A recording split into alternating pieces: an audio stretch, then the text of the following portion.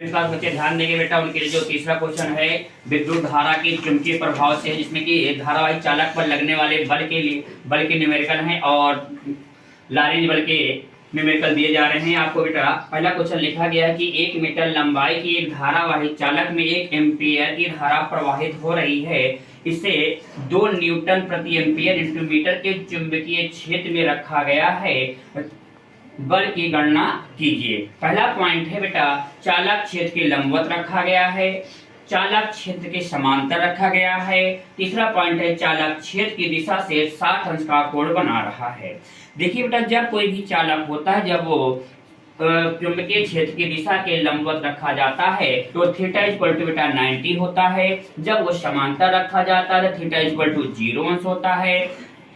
और फिर हम बेटा जो हमारे पास फार्मूला होता है किसी भी धारावाही चालक पर लगने वाले बल का जो सूत्र होता है, F equal to IBL sine theta में बेटा वैल्यू को पुट करके हम लगने वाले बल की गणना को ज्ञात कर सकते हैं। क्वेश्चन है बेटा कि क्वेश्चन आपके पास दिया गया है, हमें क्या क्या गिवन है उसको सबसे पहले हम लिखते हैं। चालक की लंबाई L जो होती है 1 मीटर दे दी गई है, विद्युत धारा कितनी दी गई है 1 एम्पियर की दे दी गई है, क्षेत्र की तीव्रता चुंबकीय क्षेत्र की तीव्रता B इक्वल टू 2 न्यूटन प्रति एम्पियर इंटू मीटर दे दी गई है।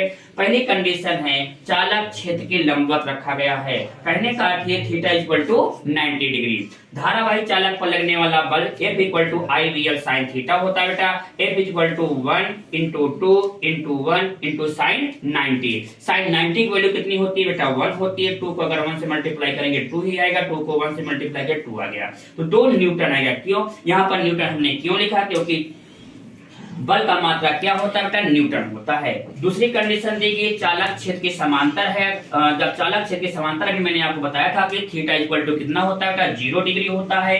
F equal to IBL sine theta में I 1 एम्पियर का है, B जो है 2 है, L जितना है वो 1 मीटर है और साइन जो थीटा दिया गया है बेटा वो 0 दिया गया, क्योंकि साइन 0 की वैल्यू कितनी होती है बेटा 0 होती है, यहाँ 0 लिख दिया गया है।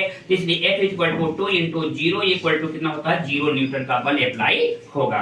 फिर तीसरी कंडीशन है, क्या लिखा गया है, चालक क्षेत्र की दिशा से 60 अंश का कोण बना रहा है, थीटा इक्वल टू 60 डिग्री दिया गया है। F equal to IBL sine theta, जहां पर थीटा है बेटा वहां पर 60 अंश रख देते हैं। साइन 60 की वैल्यू कितनी होती है √3/2 होती है, 2 से 2 कैंसिल हो गया, कितना आ गया √3 न्यूटन आ गया। इसी प्रकार बेटा आपके पास कई न्यूमेरिकल आते हैं लगाने के लिए, जैसे किसी में दिया रहता है चुंबकीय क्षेत्र की तीव्रता दी रहती है, उसके लिए फार्मूला मैं आपको बता रहा हूँ। किसी में विद्युत धारा ज्ञात करनी होती है, किसी में चालक पर लगने वाले बल की गणना करनी होती है। तो पहले आप देख लीजिए F equal to IBL sine theta होता है बेटा। अगर हमके V ज्ञात करना है तो बेटा I है, L है, ये साइन थीटा मल्टीप्लाई में है।